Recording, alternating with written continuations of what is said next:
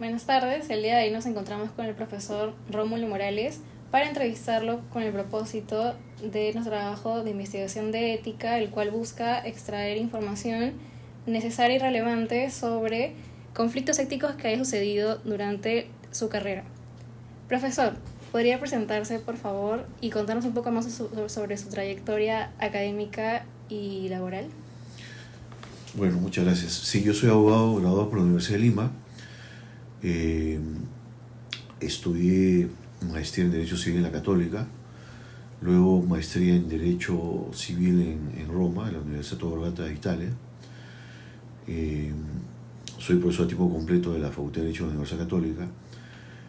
He trabajado 10 años en dos estudios jurídicos privados. He trabajado también en la Superintendencia de los Registros Públicos. Y además de mi actividad docente, también ejerzo la labor de árbitro, ¿no?, ante la Cámara de Comercio de Lima y ante el Centro de Arbitraje de la Universidad Católica. Muchas gracias, profesor. Para poder comenzar con la entrevista, le quería preguntar que, teniendo en cuenta sus 25 años de experiencia o mucho más, ¿cuál considera que son los valores o principios que necesita un abogado para ejercer su labor de abogacía de una forma ética, y además una comparación que se pueda hacer con el panorama actual que puede usted ver dentro del Perú? Bueno, se dice mucho en la actividad académica, y yo creo que tiene que ser las dos actividades, ¿no?, van de la mano, la académica y la profesional. Se dice una expresión muy usual, que es más importante ser honesto que ser conocedor del derecho, ¿no? Yo creo que es al revés. Es fundamental conocer el derecho, técnicamente hablando, y luego ser honesto. Porque ¿de qué vale ser honesto si no tienes conocimientos jurídicos y vas a hacer un informe mediocre, sin fundamentos, honestamente? Vas a dictar clases honestamente, pero sin tener el conocimiento adecuado de las categorías que vas a utilizar en tus cursos. Aconsejas a un cliente honesto, o sea, eliges un cliente y no vas a estar con otra parte, ¿no? Si el cliente te contrata, tienes que ser fiel a él. Pero si no tienes los conocimientos jurídicos adecuados, al cliente al final le vas a dar un consejo equivocado, ¿no? La honestidad no tiene ningún sentido si no hay un conocimiento profundo, un conocimiento de todo lo que es el derecho. ¿Y qué significa conocer el derecho? No solamente conocer la ley, conocer la jurisprudencia y la doctrina de cada institución que uno esté involucrado, ¿no? Por ejemplo, en el Perú, muchas leyes peruanas son leyes importadas, ¿no? Y a veces los profesores y abogados, todos los que se dedican al mundo del derecho, incluyendo también los jueces y árbitros, se preocupan de conocer solo lo que dice la ley peruana. Muy poco les interesa lo que dice la doctrina, y si usan la doctrina que les conviene para sus intereses, y si citan la jurisprudencia, la citan muchas veces, si es un juez la repiten mecánicamente, o mismo los abogados, ¿no? ¿Cuál debe ser la función de un profesor, un abogado, de un juez, un funcionario público, un árbitro? No solo conocer las leyes nacionales, sino conocer toda aquella fuente que ha influenciado nuestra legislación. No para copiar, sino para saber primero cuál es el origen de nuestras instituciones, ¿no? En segundo lugar, para saber si nuestras leyes están bien elaboradas o mal elaboradas. Y si son mal elaboradas, hay que cambiarlas. Para eso está el Congreso de la República. Pero no todos los buenos especialistas en derecho en general llegan al Congreso de la República, ¿no? Por eso es importante el soporte de la universidad, ¿no?, los colegios profesionales, las academias, ¿no?, para que den, ¿no?, el soporte necesario para asesorar a los congresistas, para asesorar al mismo Poder Ejecutivo, para asesorar a los miembros del Tribunal Constitucional, al Poder Judicial. Es decir, lo ideal sería que en un país los funcionarios públicos que trabajan, por ejemplo, en el Poder Ejecutivo, estén asesorados y sean jefes de oficinas jurídicas, personas bien preparadas, ¿no?, que conozcan la legislación nacional, pero también todo el ordenamiento jurídico extranjero, ¿no? Legislación, doctrina y jurisprudencia de cada institución. Si es así, yo creo que el derecho en general mejorará, no solo en cuanto a producción de leyes, sino en interpretar las leyes. O integrar las leyes. Cuando hay lagunas, bueno, está la integración jurídica, ¿no? Y además de producir, interpretar, ya viene la jurisprudencia. La justicia judicial arbitral necesita conocer las leyes, conocer las doctrinas para resolver un caso concreto, de acuerdo al caso concreto, pero siempre utilizando todas estas tres fuentes, ¿no? Las fuentes de la ley, la doctrina y la jurisprudencia, pero también los métodos de interpretación y de integración de las leyes y de los negocios jurídicos, ¿no? Lamentablemente en el Perú eso no sucede. Lamentablemente eso se ve cuando uno revisa las dos arbitrales sentencias o doctrinas o la propia legislación defectuosas. ¿Y por qué son defectuosas? Porque los autores de estas leyes, de estas doctrinas y de estas jurisprudencias no tienen la formación completa, ¿no? No basta conocer la institución del civil law, hay que conocer la del common law, por ejemplo, ¿no? El Perú tiene muchas transacciones comerciales con China, por ejemplo, ¿no? Entonces, muy pocos saben que el Código Civil de China, ¿no? Está vigente en China, y muchos de esos chinos vienen al Perú con sus leyes, con sus abogados, ¿no? Entonces hay que conocer las leyes que utilizan los chinos para negociar con los chinos, las leyes que se deben aplicar al Perú, porque muchas veces ellos vienen con sus leyes y quieren imponer sus leyes al Perú, ¿no? Entonces, para que el Perú tenga una posición importante en materia de derecho, pues la Católica, en materia de las mejores universidades de Facultad de Derecho no están en los primeros puestos. Están las universidades brasileñas, las chilenas, ¿no? Las colombianas y argentinas. Nosotros estamos muy a la saga. ¿Y por qué? Porque cuando uno va a estos países, cuando va a sus universidades, cuando va a sus audiencias, ¿no? Judiciales, arbitrales, o conversa con profesores que a veces la universidad invita, te das cuenta, pues, que el grado de cultura jurídica es inmensa, ¿no? En cambio, los peruanos, ¿no? Un juez peruano, ves un juez chileno, pues es un abismo, ¿no? El juez chileno se da cuenta y dice, este es un juez peruano, sí, porque no tiene cultura jurídica, ¿no? Entonces, no solo es conocer la cultura jurídica, no solamente conocer la ley, la jurisprudencia, sino la sociología jurídica, la filosofía jurídica, la antropología jurídica, ¿no? Que lamentablemente la literatura, y así se va a formar un buen abogado profesional, un buen funcionario público en una entidad pública, municipalidad, gobiernos regionales, por ejecutivo, un buen juez del Tribunal Constitucional, un buen juez judicial, un buen árbitro, ¿no? Estamos todavía en un camino, creo que ni siquiera intermedio, ¿no? Entonces, ¿de qué depende que el derecho civil y el derecho en general en el Perú avance? Que exista una cultura jurídica consolidada. Y lo primero que tenemos que tener es un vocabulario jurídico, ¿no? Todos los países del mundo existen su vocabulario jurídico, sus enciclopedias jurídicas. En Perú no existe ninguna enciclopedia jurídica. En el Common Law existe el Black Dictionary, que es para todos los Estados Unidos, ¿no? Entonces, ¿qué es contrato? Ahí tú ves la definición. En la Católica tenemos enciclopedias italianas, 4 enciclopedias italianas, que muy poco lo leen, a pesar de que el derecho italiano, no solamente civil, sino laboral, en constitucional,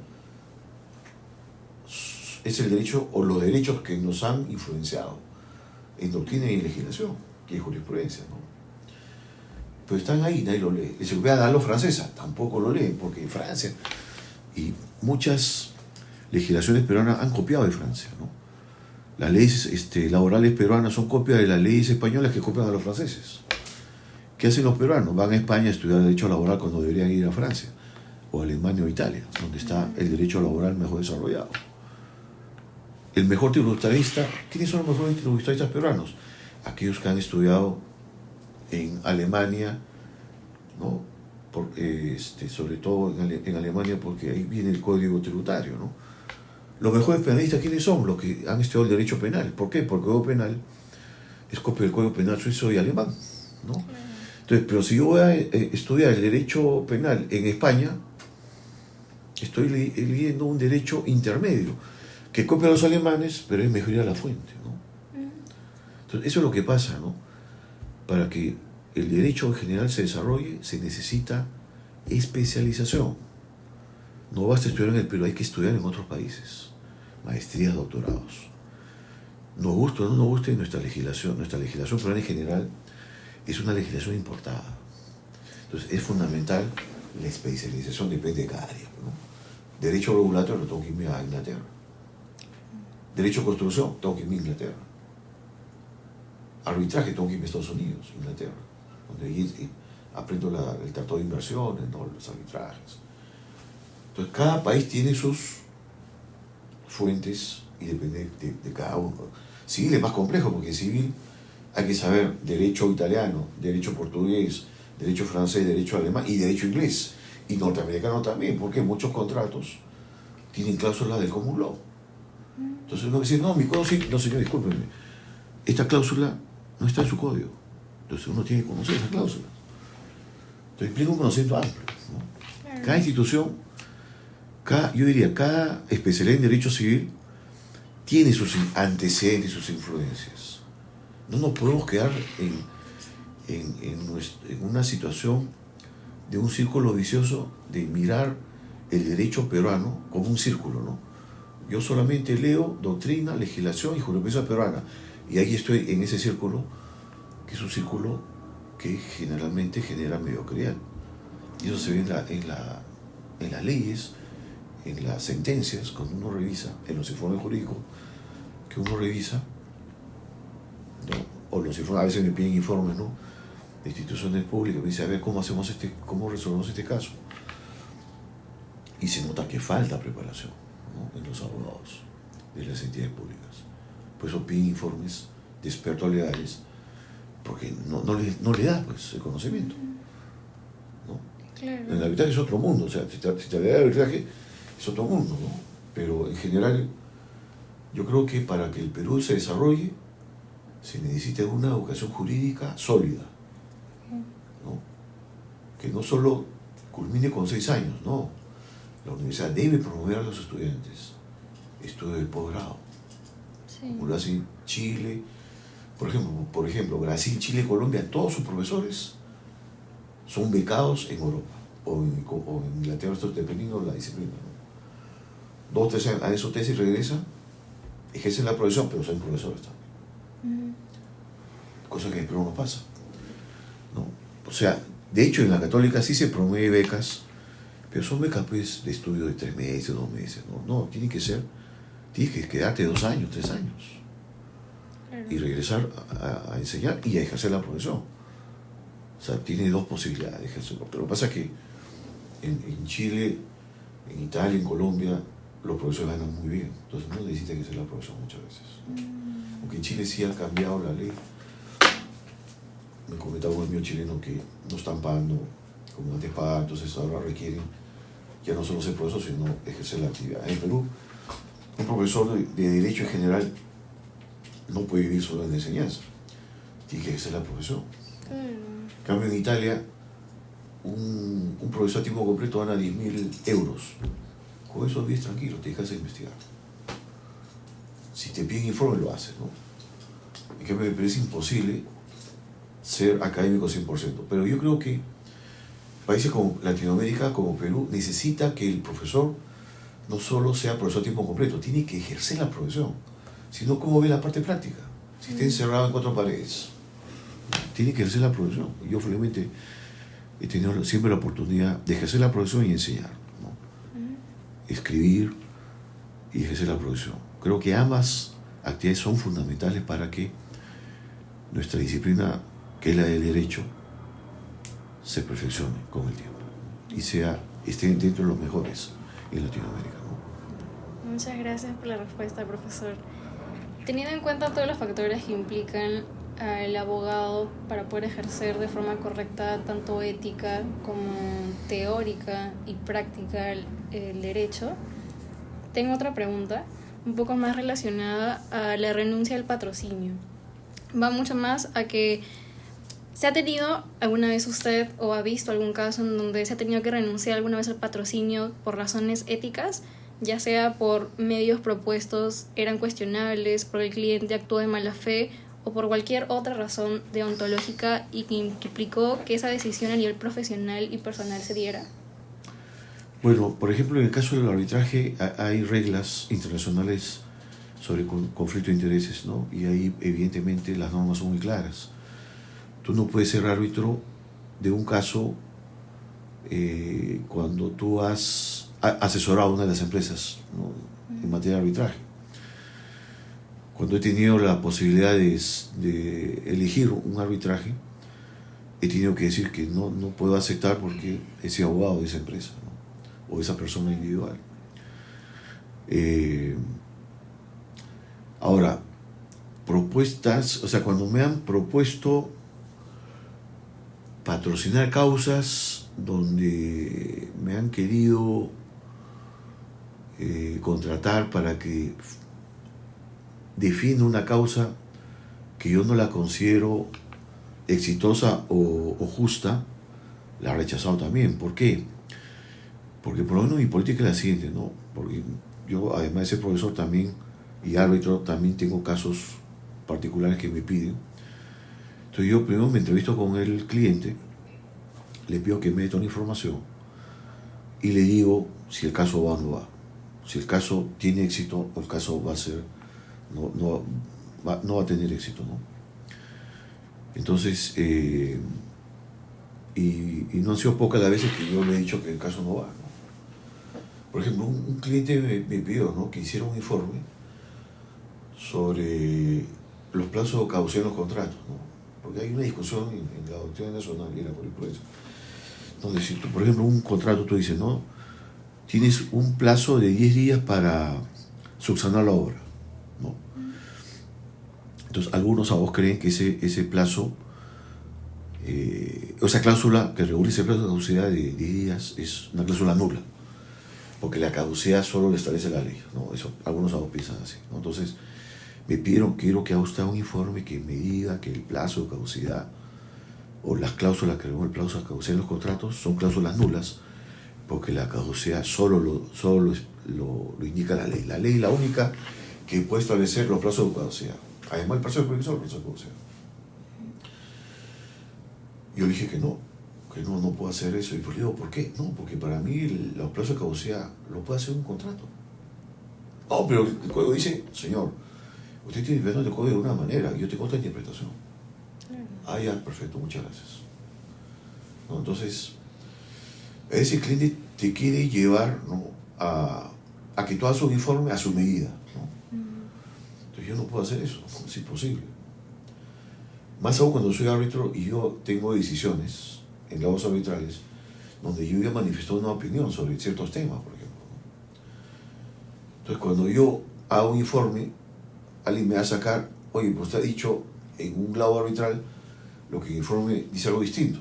Entonces yo trato ser homogéneo en todas mis opiniones jurídicas. Pero claro, casos así de corrupción, no, nunca he tenido un ofrecimiento así, salvo este caso que les comento, que el cliente me quería forzar a que yo opine algo que iba contra mi propia cognición jurídica, ¿no? O sea, para mí esa opinión está equivocada. Dije, no, pero tal autor dice esto, sí, pero otros autores piensan lo contrario, ¿no? Pero más allá de lo que digan, ¿no?, aunque 20 otros digan que lo que usted dice es cierto, yo no estoy de acuerdo por tales argumentos que no le voy a decir, evidentemente, ¿no? Es decir, ni un cliente te contrata si tú haces un informe negativo, ¿sabes? O sea, es una locura. Por eso tú le dices, yo creo que este caso sí va o no va, ¿no? Y muchas veces he dicho que no, ¿no? O sea, ahora, hay también una mala costumbre de los abogados cuando quieren asesorar o patrocinar clientes sobre temas que no saben. Es muy usual en la práctica, ¿no? Es muy usual en la práctica. Por ejemplo, hubo un caso de una albacea que tenía la representación de varios bienes, ¿no?, de Chiclayo, ¿no? Su tía había fallecido, entonces le dijo varios inmuebles, ¿no?, en Chiclayo, en Lima. Me pidió que la asesorara. Me dijo, doctor, me ha recomendado usted que sí, doctora, pero yo no he asesorado a ninguna albacea, le digo, o sea, porque es una labor muy, muy compleja, ¿no? No, doctor, que usted me insistía. Y le comuniqué a un amigo que sí había tenido experiencia. Me dijo, sí, yo te he asesorado un caso, ya. Le derivé a él, pero mi amigo al final no aceptó por conflicto de intereses, no sé qué conflicto tuvo. Y me sigue insistiendo, ¿no? Y al final no acepté. Otros hubiesen aceptado, ¿no? O sea, es muy usual, los abogados a veces que no... Porque usted en familia yo no acepto, porque no soy experto en eso. Pero es civilista, sí, pero yo veo otro derecho civil, ¿no? Porque hay sí especialistas en familia, ¿no? Que, bueno, bajo la pausa, porque toma la... ¿no? Entonces, ahora, viene otro tema, ¿no? Pues justo un profesor me dice, recomiéndame a alguien experto en derecho de familia. No conozco a nadie que yo pueda dar mi recomendación, porque es muy peligroso. Y eso también es un problema, ¿no? Por ejemplo, yo recomendé a un abogado que yo confiaba, que es más profesor también, colega mío, y esta albacea quería que le asesore en tema penal, ¿no? Entonces este amigo dijo, no, pero yo tengo un amigo que es penalista, bueno, ya. Fíjese cómo fue el caso. Le llega una notificación a la señora del juez penal, porque era un tema de usurpación, y le dicen, declaran improcedente la denuncia penal. Entonces, este amigo, como el abogado penalista, le hace un informe y le cobran como 18.000 soles. Y después me entero que a los 15 días el juzgado declara improcedente.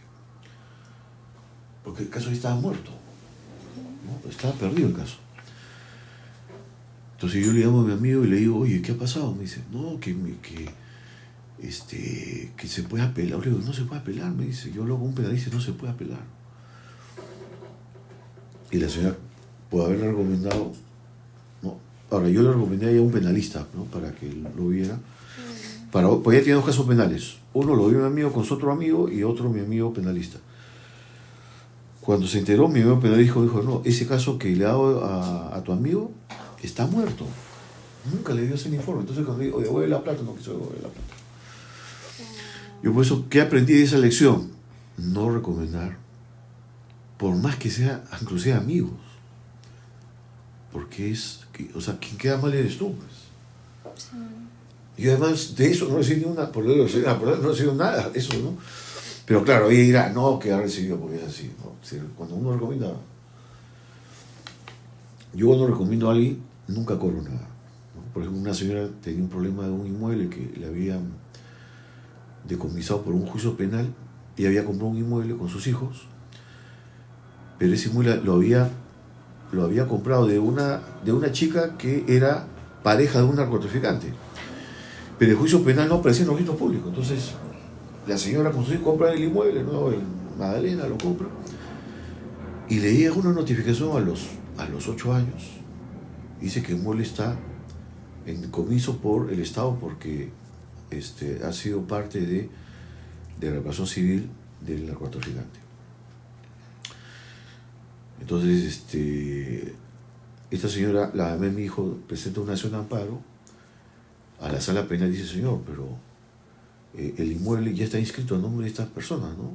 Entonces, la señora, era imposible que hubiera podido conocer que la señora que le vendió era ni siquiera esposa, era novia de un narcotraficante. Y la sala penal dijo, no, esto no lo podemos resolver porque ya el juez lo resolvió. Entonces, no se hizo una acción de amparo, sino se apeló. Y después se presentó una acción de amparo ante el juez de amparo, declaró infundado y después se apeló a la corte. Se declaró fundada la acción de amparo y ahí la mamá de mis hijos ya no pudo asesorar, lo recomendó un amigo, pero usted está lista y no le cobré nada y ganó el caso, ¿no?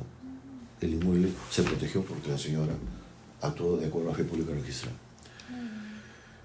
Pero estas prácticas no se hacen en la vida profesional. Un abogado que recomienda a otro le cobra. Dice, mira, te robo en un cliente. Ah, ya, pero de lo que le vas a cobrar me das el 10%. ¿No? O abogados que dicen, le llevo el caso señora, pero no sabe nada. ¿No? Entonces, búscale a alguien que me ayude, ¿no? Pero no sabe. Entonces, el cliente te cree, pues dice, ¿no? No, señora, esto, yo tengo experiencia. Con el caso de la albacea, le dije, yo no sé nada de albacea. Conozco que es albacea, los requisitos, todo, pero no asesorado, o sea, sería mi primera vez, ¿no? Y yo creo que sería responsable. Además, hay mucho viene por medio, dinero, en cuenta bancaria, ¿no? Imagínense que haga mal el labor, que me echa la culpa a mí. Entonces, prefiero que la haga alguien que tenga experiencia, ¿no? Entonces, eso es clave, ¿no? En los conflictos de intereses, ¿no? Y eso es honestidad, pero ahí viene el tema, ¿no? ¿Dónde aprendes la honestidad? En la casa. No lo aprendes en la calle. Eso no lo aprendes en la casa. La universidad no te va a enseñar valores. Lo aprendes en la casa. La universidad afianzará los valores que ya tú tienes del hogar. Pero si del hogar eres deshonesto, no obedeces las instrucciones de tus padres, haces lo que te da la gana, a escondidas, eso va a reflejar en tu vida adulta, sin duda alguna, ¿no? Buenas tardes, profesor. Soy el estudiante Marcelo Reaga. Continuando con el marco peruano, ¿usted cree que dentro del marco civil peruano hay una diferencia entre actuar según la ley de manera estricta y actuar éticamente? ¿Cómo la ley estricta? ¿Cree que en el marco civil peruano hay una diferencia entre actuar lo que dice la ley y entre actuar de manera ética? Por ejemplo, en un caso en el que seguir estrictamente la ley puede perjudicar a personas. Bueno, es que el derecho sí es muy complejo, ¿no? Es muy complejo. Tenemos que partir de algunos ejemplos claros, ¿no? Ahora, lo que sucede es que la ley en general, el Código Civil en general, tiene que ser interpretado, ¿no? Pero a veces en el Perú la interpretación que hace en general, ¿no es cierto?, cualquiera que esté en el mundo jurídico, lo hace de manera exegética, literal, ¿no? Y para eso yo siempre recomiendo a mis estudiantes que estudien teoría del derecho, ¿no? Cómo se interpreta la ley. Y hay muchos métodos de interpretación de la ley, ¿no? Y eso hace que ya el intérprete no sea la boca de la ley, ¿no? Porque esa expresión francesa, ¿no? El juez es la boca de la ley. En el Perú hay muchos profesores, abogados, jueces y árbitros que son la boca de la ley, ¿no? Lo que hay que es interpretar la ley. Uno puede con la interpretación corregir lo que dice el texto de la ley, ¿no? Ahora bien, si la ley tiene soluciones adversas a intereses dignos de tutela, evidentemente hay varios caminos, ¿no? Yo creo uno la interpretación, ¿no? Por ejemplo, en materia de lesión, en el derecho en general, el derecho civil en general, hay muchas hipótesis de lesión, ¿no? Cuando alguien se aprovecha de un estado de necesidad, eso es lo que se conoce por ahí. Pues no es la única situación. Cuando alguien se aprovecha de la ignorancia, cuando se aprovecha de la falta de experiencia, cuando se experiencia de su situación de discapacidad, su situación de ancianidad. Es decir, hay muchas hipótesis de situaciones de vulnerabilidad económica contractual que no están en el Código Civil. Entonces uno tiene que utilizar la interpretación, es decir, si el Código Civil regula la lesión enorme solo por estado de necesidad y otorga como remedio la rescisión, ¿cómo aplico otras hipótesis que no están en la lesión, pero no pueden ser dejadas de lado, ¿no? Es una suerte de laguna. Tengo que integrar jurídicamente, ¿no? Decir, ¿qué aplicaría? El fin ilícito, ¿no? Todo aquel que se aprovecha un contrato, aprovechándose de su situación de ignorancia, de peligro, su situación de ancianidad, de discapacidad, es una cláusula o un contrato nulo. Entonces, lo que más que interpretar exegéticamente, hay que promover la pluralidad de métodos de interpretación y los métodos de integración jurídica para lograr soluciones para proteger intereses dignos de tutela. Profesor, como docente o investigador en su carrera, ¿ha usted enfrentado algunos dilemas éticos relacionados a instituciones tal vez? Muchas veces me he encontrado con situaciones, por ejemplo, ¿no? Un arbitraje internacional donde se discutía la interpretación de una cláusula contractual, ¿no? Donde se señalaba que si la empresa, ¿no? Que es un contrato, ¿no? de concesión, donde si la empresa no lograba financiamiento, el Estado tenía derecho a terminar el contrato, muy claro, ¿no? Y ejecutar la carta fianza. El famoso gasoducto, ¿no? El tema de Nagas. Nagas trajo los tubos, pero nunca tuvo financiamiento. ¿Pero qué dijo Nagas en el arbitraje internacional? No, pero hay una cláusula 20 donde dice que hay que rematar los bienes, subasta pública. Pero esa cláusula se aplicaba solo si el contrato tenía financiamiento y se está ejecutando. En este caso el contrato nunca se ejecutó y nunca da financiamiento. Entonces, interpretó una norma del Código Civil y dice, no, interpretación sistemática es interpretar todas las cláusulas del contrato. Y esa norma está mal, porque la interpretación dice la integridad o la totalidad de la cláusula. Lo que pasa es que la interpretación que hace la doctrina italiana es coherencia de la cláusula. Una cláusula que te dice, si tú no tienes financiamiento, termina el contrato y terminó. La subasta pública se aplica cuando hay un contrato que se está ejecutando y ya hay financiamiento. ¿Y qué es un tribunal internacional? Como el Código Civil dice integridad, las dos cláusulas tienen que ser interpretadas sistemáticamente y por lo tanto el Estado peruano está obligado a subastar los bienes. ¿Quién se perjudica ahí? El Estado peruano. Por una mala interpretación, ¿no? El tema es que al otro lado está un abogado peruano que defendía esa tesis, ¿no? Más bien él, no sé si tuvo ética defender una tesis que perjudica al Estado peruano, porque además interpretó literalmente la norma, ¿no? Entonces, claro, si un tribunal ve que dos expertos peruanos, uno dice que debe interpretarse no integridad como totalidad, sino coherencia, y el otro dice totalidad como integridad, evidentemente dice, bueno, acá es la razón. Entonces, yo me he enfrentado a casos, lamentablemente, no, este caso se perdió, lamentablemente, ¿no?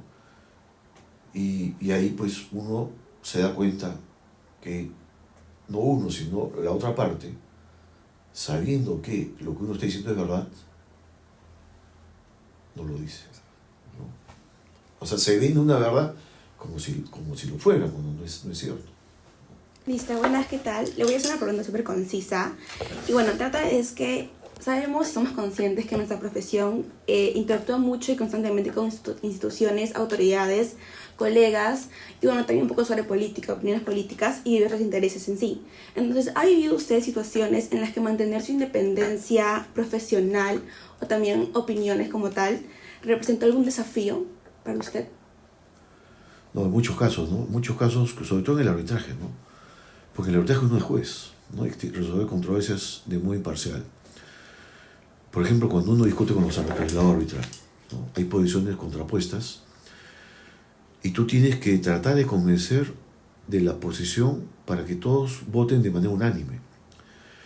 Pero muchas veces los árbitros, que son designados por empresas o entidades públicas, se creen que son abogados de las entidades que las designan, ¿no? Cosa que es un error grave. A mí, como cuando me nombra una institución o un privado, o muchas veces entidades públicas, pues ahí me conocen como el abogado, el árbitro del Estado, me conocen entre comillas, es el mote que me han puesto. Pero, por ejemplo, tuve 5 casos que eran muy parecidos, ¿no? Lo puedo decir. Estaba una empresa estatal, ¿no? Del Cusco y Graña y Montero, ¿no? Eran 5 arbitrajes grandotes sobre construcción y el abogado, por ejemplo, de esta empresa Graña y Montero decía, hemos ganado 10 casos a esta empresa estatal, ¿no? Y vamos a ganar estos casos. Entonces, cuando empezamos a ver los casos con los árbitros, nos dimos cuenta que muchos de esos casos tenía razón la empresa estatal, ¿no? Entonces ese fue un reto, ¿no? Un reto porque venía, ¿no? La avalancha que esta empresa constructora se ufanaba de decir, acá están mis lados que yo he ganado. Pero cuando uno de esos lados tenía pues argumentos débiles, ¿no?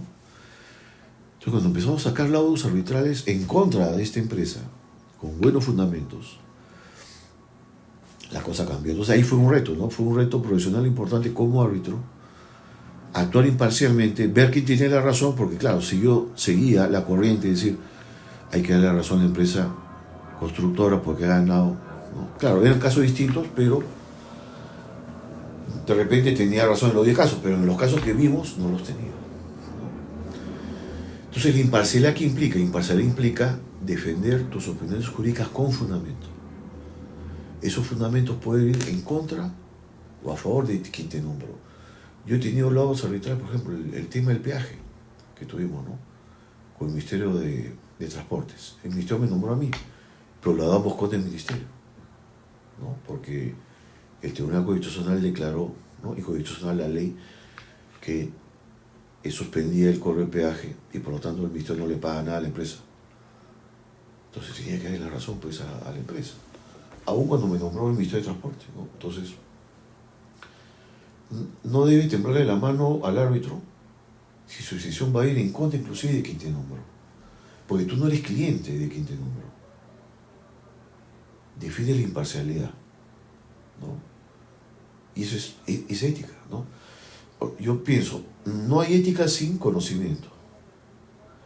De que vale que tengas ética, pero no tengas desconocimiento. Y buena ética, probablemente tengas razón en tu decisión jurídica, pero sin conocimiento es muy probable que tu decisión jurídica sea muy débil y sea poco sustentable, ¿no? Y bueno, para nos deriva la pregunta, más que todo en sus relaciones interpersonales, ¿algunas opiniones ha generado algún conflicto como tal? Por no seguir esa misma valla. Para empezar, los académicos, ¿no? Sobre todo los ciclistas peruanos. Hay muchos ciclistas peruanos de la más antigua y la actual, pero sobre todo la más antigua, que se siente herida, que se siente acomplejada cuando tú opinas diferente a ella, ¿no? Por ejemplo, el Código Civil ha tenido un grupo de trabajo que se creó en el 2016 y se produjo un proyecto de reforma del Código Civil peruano liderado por Gastón Fernández Cruz, ¿no? Y tiene pues un proyecto de reforma, pero hace 3 años el Ministerio de Justicia convocó a otros profesionales, donde estoy yo.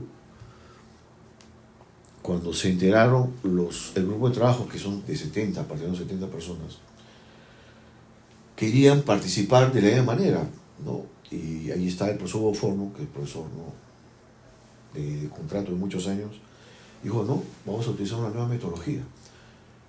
Vamos a revisar el anteproyecto, proponer cambios, pero no dividir en grupos, sino artículo por artículo y voto democrático, ¿no?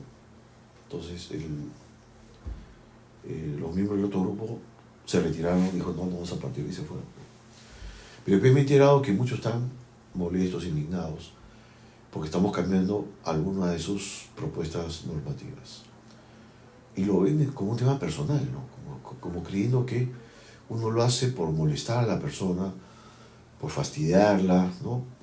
Y ahora como está la semana de lealtad por deslealtad, ¿no? Nada tiene que ver, ¿no? Por ejemplo, para mí la categoría del daño a la persona es una categoría que solo se aplica para el daño a la salud. O sea, cuando el derecho a la salud se lesiona, es daño a la persona. Pero decir que el daño a la persona es el daño al proyecto de vida es una afirmación incontestable, inaplicable, ¿no? Que en el Perú lamentablemente se ha creado como si fuera una verdad absoluta. Pero cuando uno opina diferente ya te dice, no, pero ¿por qué opina? No, es una opinión, ¿no? Entonces, sí hay, lamentablemente, algunas discrepancias que lamentablemente debería quedar en lo académico, pero a veces se toca el lado personal, ¿no? Y eso está mal, ¿no? Ahora, el lado profesional, sin duda, ¿no? En una causa judicial donde trabajé en un estudio de abogado, le ganamos al Banco de Crédito, en la Corte Suprema. Evidente, es un tema responsable así de AFP, una AFP, defendimos una AFP que creó un fondo ¿no? de inversiones y al final quebró y reclamamos al banco de crédito que era el supervisor de la inversión, ¿no? Evidentemente eso genera pues una etiqueta, ¿no? Es un abogado contra los bancos. Entonces, sin duda uno tiene una imagen ante la comunidad jurídica, ¿no? Pero yo no soy quien puedo decirlo, ¿no? Pero si me nombran árbitros, entidades privadas y públicas, es porque creo que tengo algo de trayectoria académica, más que de conocimiento, saben que soy honesto intelectualmente, ¿no? Creo que ese valor, ¿no? de la honestidad intelectual, que implica conocimientos y ética, es algo que es un reconocimiento social que está ahí, que no depende de ti, ¿no? Porque también puedo tener una imagen negativa, ¿no? Yo estuve en COVID, por ejemplo, casi 2 meses y recibí muchas expresiones de afecto, ¿no? Rezo, la universidad me rezaba en San Marcos, como no sé cuántas misas hizo, porque te hizo el profesor de San Marcos, ¿no? Entonces, cuando vi la cantidad de muestras de afecto, pues me di cuenta pues que mi labor, no como abogado, sino como persona, pues hay una imagen en la sociedad, ¿no? O sea, no lo digo yo, lo dicen la gente que me conoce, ¿no? Y eso al final creo que es muy importante para ustedes, que son futuros profesionales, mantener una imagen intachable. Y esa imagen intachable no la tienes que tú publicitar, está ahí, en el ambiente social, ¿no? Tú no tienes que publicar, no, yo soy un abogado honesto, soy un buen abogado, conozco el derecho, yo soy un jurista, ¿no? Porque lamentablemente en el Perú hay muchos que dicen, yo soy jurista, yo soy Vélez Arfield, yo soy Teixeira de Sei, yo soy el líder del Código Civil, ¿no? No, todos estamos en un nivel académico. Uno será un poquito más, un poquito menos, pero uno tiene que ser, además de honesto, un valor importante es la humildad, ¿no? El hecho de que tengas algo conocimiento, pero si ese conocimiento queda en ti y no lo distribuyes, no lo difundes socialmente, no tiene ningún valor, ningún sentido, ¿no? Entonces, cuando yo dicto mi clase, digo, esto viene de tal, lee toda la información, acá tiene toda la información, ustedes tienen que procesarla, ¿no? Yo le hago unas ideas principales, pero al final, yo le digo, ¿no? Del 100% que uno puede dictar en clase, lo que puedo dar máximo son 10-15%. Lo demás depende de ustedes, tienen que leer, no solamente lo que digo, la literatura, los libros, las revistas, las enciclopedias, ¿no? Y eso para cualquier curso, ¿no?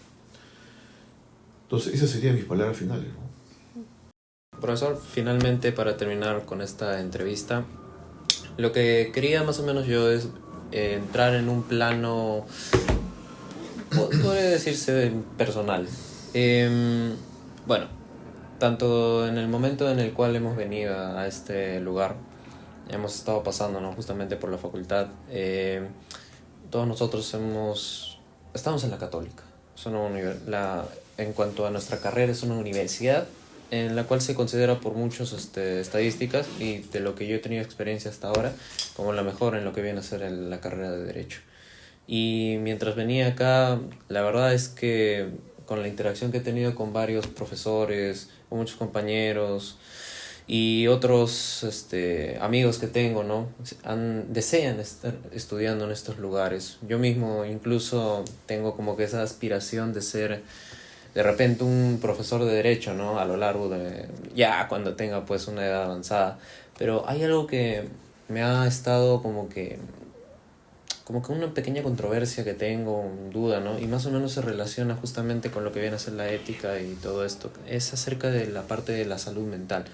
Y al inicio de la entrevista usted mencionaba que nuestra educación, o sea, el nivel que tenemos en la abogacía, lo que viene a ser en Perú, es demasiado bajo. Ni siquiera estamos, pues, digamos, como en un punto intermedio, estamos en la línea de inicio. No hemos avanzado prácticamente nada. Y eso me causa bastante controversia, ¿no? Entonces, justamente a eso iba mi pregunta, que incluso en esa situación hay muchas otras personas, muchos otros compañeros que tengo que son aspirantes, ¿no?, a conseguir un título, pero están teniendo estos problemas. Entonces, con los años ya que usted tiene de experiencia, ¿no?, considera que al final esta gran cantidad de contenido que usted ha podido tener a lo largo de su vida, tanto sea de doctrina, jurisprudencia, de las normas, todo ese conocimiento, ha valido, podría decirse, ¿no?, la pena, o incluso si es que usted ha considerado que eso ha sido un sacrificio personal que ha hecho a lo largo de todos estos años?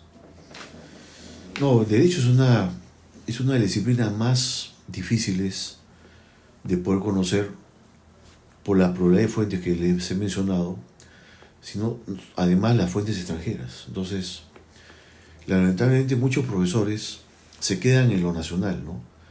Y si van a la extranjera, eligen la más fácil, ¿no? Entonces, cuando un estudiante se le transmite una formación jurídica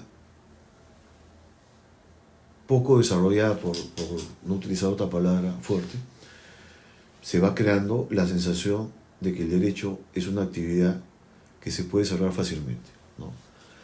Y el derecho requiere sacrificios, ¿no? Y yo, por ejemplo, en mi caso personal, yo decidí no tener una relación de pareja porque me di cuenta que necesitaba tiempo para investigar, ¿no? O sea, en la Universidad de Lima no solo tenía las clases, ¿no?, sino me metía a la biblioteca a leer los libros, inclusive libros que ni siquiera los profesores me pedían o les pedía, ¿no?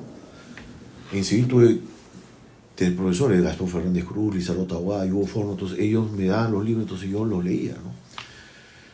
Estudiar idiomas es muy importante también, ¿no? Practicar es fundamental. Yo practiqué desde muy joven en el estudio Johnny Bustamante y eso me ayudó a entender la práctica, ¿no?, la teoría y la práctica. Después hacer la tesis, 3 años me voy a hacer mi tesis para ser abogado, ¿no?, cuando se realizaron Taboada Córdoba, especialista en negocio jurídico, ya fallecido.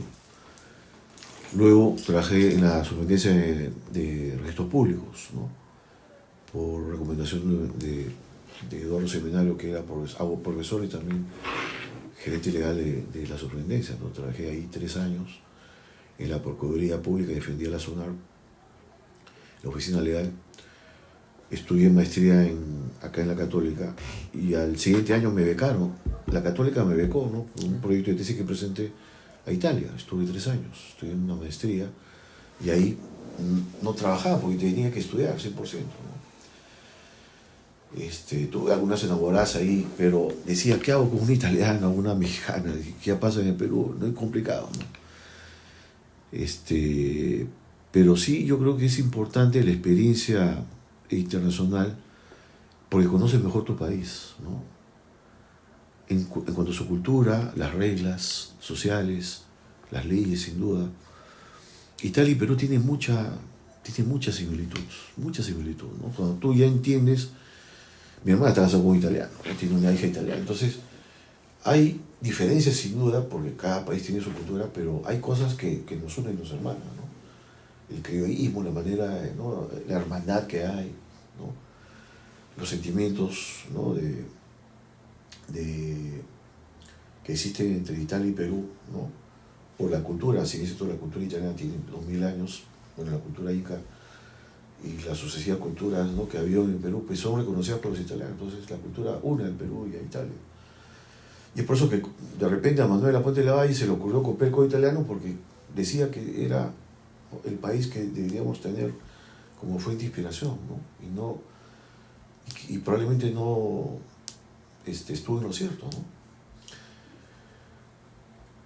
A ver, ya llegando al Perú, bueno, trabajé en estudios, en la Católica tuve que dictar aquí. Ya, bueno, ya vas teniendo relaciones, ¿no? Ya al final pues, me casé, tuve hijos. Pero lo importante es que el tema, yo creo, de la salud mental en el Perú creo que se ha vuelto más grave, sobre todo en estudiantes de Derecho, porque hay muchas distracciones, ¿no? Porque el derecho necesita un espacio de reflexión. O sea, si tú no tienes un espacio de reflexión, no vas a lograr ser un buen estudiante y menos un buen profesional. si no nos damos cuenta que no todo es trabajo grupal, no todo es encontrar información en internet, sino en la biblioteca, no se va a poder desarrollar bien la profesión, ¿no? Más solo con la competencia que existe, ¿no? O sea, cada año el derecho es una de las disciplinas que los estudiantes más prefieren, ¿no? Sí. Y a pesar que el mercado, el derecho está en el quinto o sexto lugar, ¿no? Vemos pues cuando los salones de cursos 6, 9 profesores en civil, por ejemplo. Era impensable. Cuando yo dictaba los primeros años eran 3 cursos, 2 cursos, 3, máximo 4, pero no pasa ahora 6, 8. Y por eso necesitan muchos profesores. Entonces la pregunta es, ¿todos los profesores que entran tienen la misma capacidad académica? No. Entonces se empieza a bajar el nivel, ¿no? Bajar el nivel. Los estudiantes piden menos rigidez en lecturas, piensan más en las notas que en conocer, ¿no? Que en aprender. Entonces eso se genera por la distracción que existe, ¿no? Las fiestas, las reuniones, ¿no? Y diferentes actividades que uno realiza. Y yo creo que eso hay que transmitir, ¿no?, a la juventud que estudia Derecho, que es una actividad que requiere muchos esfuerzos más que otras facultades, ¿no? Porque muchos creen que en Derecho es leer la ley, no es así. Es una de las facultades más difíciles, ¿no? Requiere un tiempo de estudio, pero también requiere un apoyo institucional de la universidad, ¿no?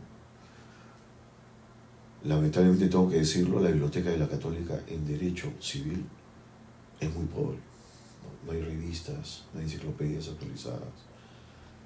Cuando yo voy a hablar con las autoridades, con el jefe de departamento, me dicen no hay plata. Entonces, ¿cómo uno va a investigar si no tiene, aunque sean revistas indexadas, ¿no? Yo cuando fui director de la maestría en Derecho Civil, yo compré 3 enciclopedias jurídicas. La enciclopedia jurídica, que son más de 10 tomos, el Novísimo Digesto italiano, el Lalos, la enciclopedia francesa, ¿no?, que están en el segundo piso, ¿no? Y existía la enciclopedia jurídica. La enciclopedia del derecho ya estaba, ¿no? Está muchos años.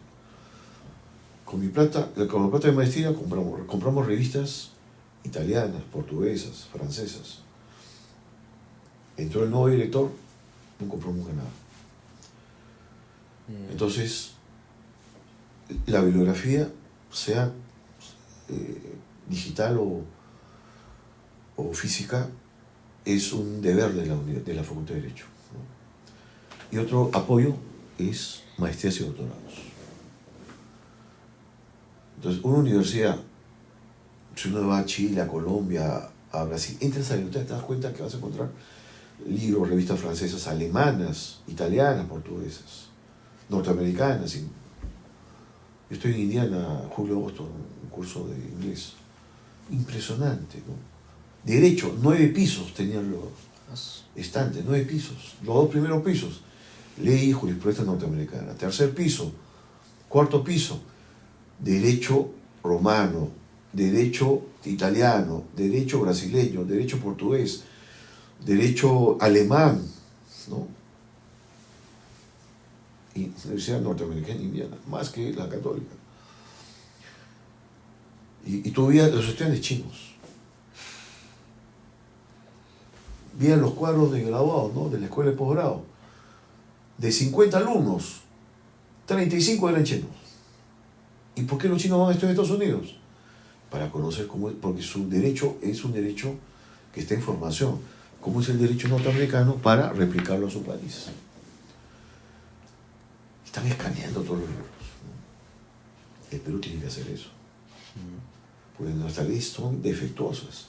De la Constitución política, totalmente defectuosa. Lo que ha hecho esta modificación del Congreso, no sé de dónde habrá tomado el modelo, ¿no?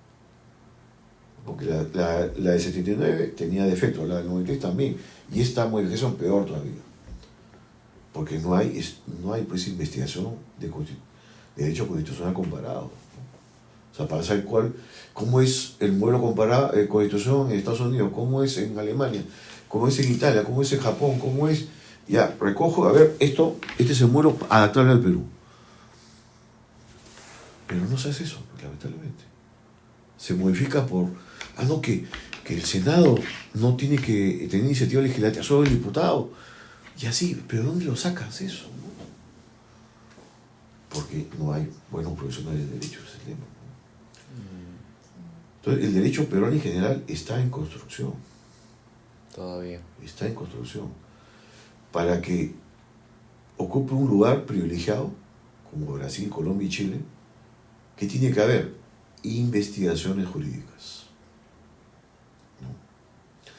Entonces, cuando un estudiante se dedica a investigar, se va a olvidar de las distracciones mundanas. No digo que no hay que hacerlas. Uno tiene que divertirse como ser humano. No todo es estudio, ¿no? Ir a jugar, ir a natación, bailar, al cine. Eso se tiene que hacer sin duda. Pero lo importante es el estudio. Yo cuando viajo a un país, primero digo, ¿hay librería jurídica? Si no, no voy. O sea, me divierto, sí, voy a la playa, todo, pero tiene que haber una librería jurídica, si no, no voy. Porque voy a perder mi tiempo. ¿Qué hago en la playa tirado todo el día? No, a mí no me gusta tomar, por ejemplo, ni fumar. Ya puedo estar un rato en la playa, ya está bien. ¿Y qué más hago? A comer y, o sea, me quedo insatisfecho. Prefiero estar en una librería. Si uno va a Brasil, me encuentra la librería, en una librería donde encuentras de todo, de todas las disciplinas, de derecho, sociología, filosofía. Librería se llama, no me acuerdo cómo se llama, no me acuerdo el nombre, ¿no? Y te vas yo he ido a Argentina, a Rosario conocido, pero no, y las librerías extranjeras son también impresionantes, me dicen. Entonces, eso es lo que falta en el Perú. Publicaciones, pero para ver por qué hay que ir investigaciones. Y si no hay investigaciones, pues hay pocas publicaciones. Acá en el Perú, ¿qué se hace? Se cambia la ley y se escriben libros sobre esa ley que es defectuosa. O sea, se escriben libros criticando lo que dice la ley, pero no proponen cómo debe ser la constitución política. Sobre todo en materia de organización del Estado, ¿no? Juntos por el Perú quiere cambiar la parte económica, ya. ¿Cuál es tu propuesta? No hay propuesta. Dime cómo cambio la constitución política. La régimen económico. Si tú me das un régimen económico que haya sido aplicado en un país, dime, y lo aplicamos al Perú. Pero que ese país sea un país exitoso económicamente. No me traigas un modelo que no ha sido exitoso, ¿no? Pero eso los abogados son muy importantes, ¿no? Los abogados para los partidos políticos, por ejemplo. Uno escucha el debate político y te das cuenta que estos dos candidatos no tienen formación, o sea, no le han transmitido formación jurídica a los candidatos, ¿no? Uno, Keiko, que defiende la modificación de Quecho, y el otro que dice que hay que cambiar todo. Ninguno de los dos tiene razón, porque tienen malas asesorías jurídicas. Claro. Entonces la universidad tiene que darle productos a la sociedad. Asesorar al Congreso, asesorar al Tribunal Constitucional, cuando se va al Tribunal Constitucional, decirle, en esto estás equivocado.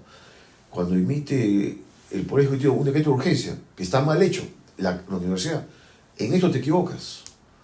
El tribunal, esta sentencia está mal.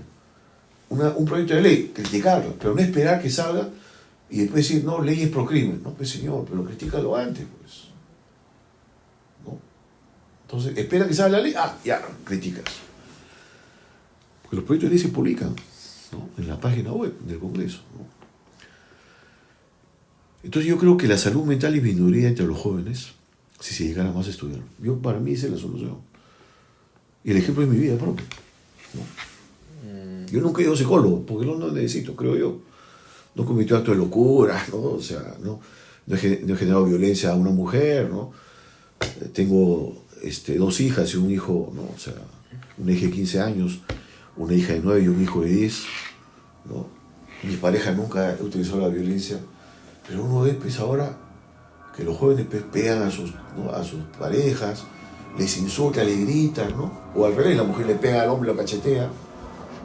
Porque eso viene de casa, pues, ¿no? Creo que más que nada es, en todo caso, como que, y eso es algo que también da la universidad, y creo que muchos chicos se han olvidado, que te da de cierta forma un propósito, porque si también una persona está vacía, justamente estas distracciones, estas otras cosas que hacen que la persona se, digamos, desvíe de lo que podría poder lograr, es dañino, ¿no? Como usted lo menciona. Porque fíjate, vino un postulante al Congreso de Fuerza de Renovación Popular. ¿Cómo salió?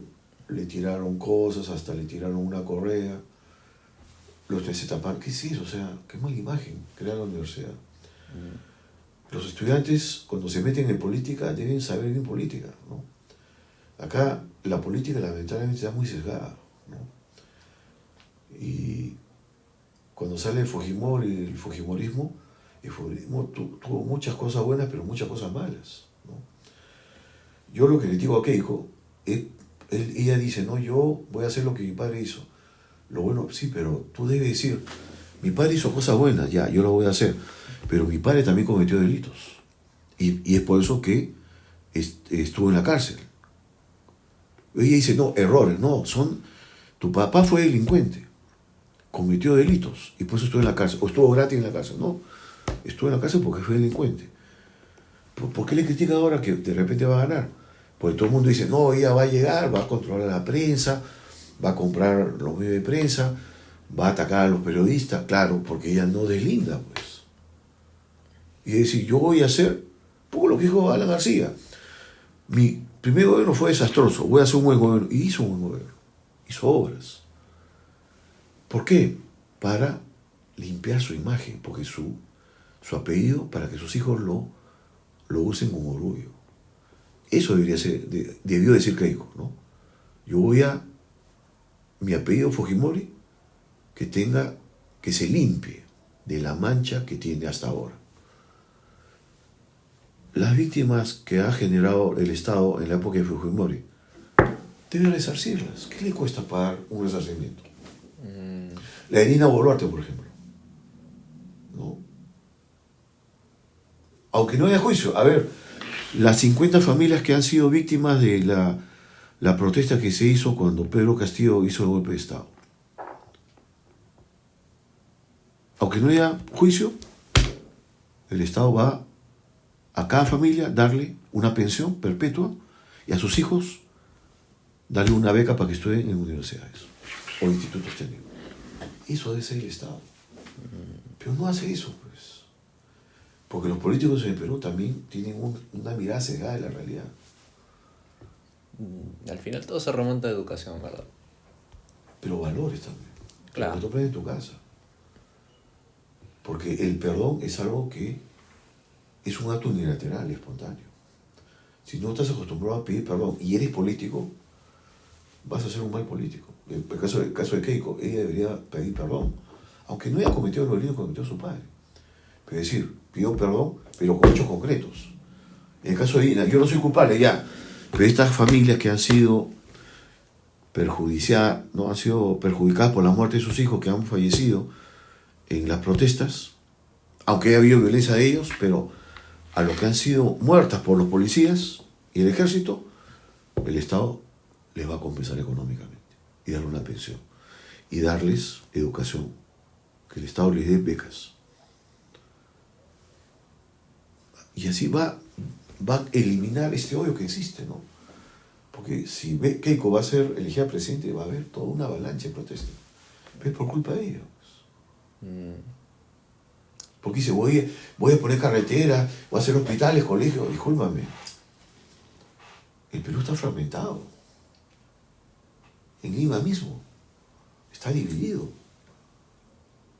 Entonces, y esto ha pasado en Europa hace muchos años. Alemania, Italia, todos los países han tenido esto, pero ha tenido que haber reunificación. En Alemania, Italia, ¿y en qué se basó la reunificación? El Código Civil fue el que reunificó los países Alemania e Italia. Savigny dijo, ¿no? Para reunificar Alemania necesitamos que las leyes se alimenten de la cultura alemana. Cuando las leyes sean el reflejo de la cultura alemana, vamos a estar en capacidad de tener un Código Civil para los alemanes. Así de Perú no se piensa. Se crea leyes para satisfacer intereses particulares. No se piensa que el Perú necesita una unificación. Y la unificación implica que los usos y costumbres de tu país se reflejen en las leyes. Si los usos y costumbres no están enredados en las leyes, es un país que va a quedar dividido para toda la vida, ¿no? Hay que aprender de Brasil. Brasil es un estado, ¿no? Federal. Cada estado se maneja, pero hay un código civil que los unifica, ¿no? Igual Argentina tiene un código civil que los unifica. México tiene un código civil que, bueno, tenía 33 códigos, pero tiene un código civil que los unifica. Son estados federales, ¿no? De cada estado tiene su autonomía y todo eso, pero se maneja a través de una unidad, que es el código civil, y así para cada código, ¿no? Código penal y así. Entonces necesitamos eso. Cambiar la ley no es suficiente. Necesitamos saber cuál es nuestra cultura o las culturas que tiene el país, para que esas culturas sean tomadas en cuenta en las leyes. Si vamos a seguir haciendo leyes sin mirar las culturas, vamos a seguir lo mismo. Tú explícale a un poblador de una comunidad indígena qué es Senado y qué es Cámara de Diputados. No te va a entender. No te va a entender. No, que el diputado sigue para esto, tú estás representado. Ellos votan. Y no saben por qué están votando. Hay diputados, senadores, pero en realidad no representan al pueblo. Porque el pueblo no está educado, ¿no? ¿Por qué Alemania es lo que es? Porque la cultura es homogénea. Los colegios son, en su mayoría como Francia, públicos, pero una misma educación homogénea. Entonces, un alemán que sale del colegio e ingresa a una universidad, a un instituto técnico, tiene una misma cultura. Igual pasa con los italianos, ¿no? En el Perú hay escuelas públicas con mala educación, escuelas privadas buenas, malas, mediocres, ¿no? Y más de 50 facultades de Derecho. Entonces, ese es el problema, ¿no? La Católica es la mejor universidad, es la mejor facultad de Derecho de Perú, pero gana fácilmente, pues, ¿no? Bueno, San Marcos también es buena, la de Lima también, ¿no? La UPC, algunas, ¿no? Pacífico, pero en su rama en particular. Pero ganan por igual cobre, ¿por qué? Porque las demás universidades tienen pocos profesores, malos profesores.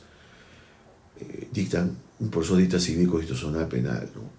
En provincias, en Lima, César Vallejo, ¿no? A las peruanas, ¿no? En provincias peor todavía, no hay bibliografía, ¿no? La malla curricular se hace. Entonces, ganamos por igual cobre, ¿no? Es como en el fútbol, ¿no? La U, Alianza, Cristal, Cienciano, lo demás lo gano porque no tienen presupuesto, no tienen cancha, no tienen estadios. Entonces, cuando decimos somos la mejor facultad de Derecho, es, como decía un profesor, aquí no recuerdo su nombre, me decía, es un poco fantasioso, ¿no? Porque las demás universidades están, pues, ¿no? Al azar, ¿no? No tiene una buena plana docente, está mal organizada, infraestructura, probablemente mucha infraestructura, pero poca bibliografía, poca investigación, ¿no? Entonces creo que eso sería lo que yo recomendaría, ¿no? En cuanto a la facultad. Para que la Católica sea buena, necesita, ¿no? Un apoyo institucional y que el estudiante se dedique a hacer lo que debe hacer.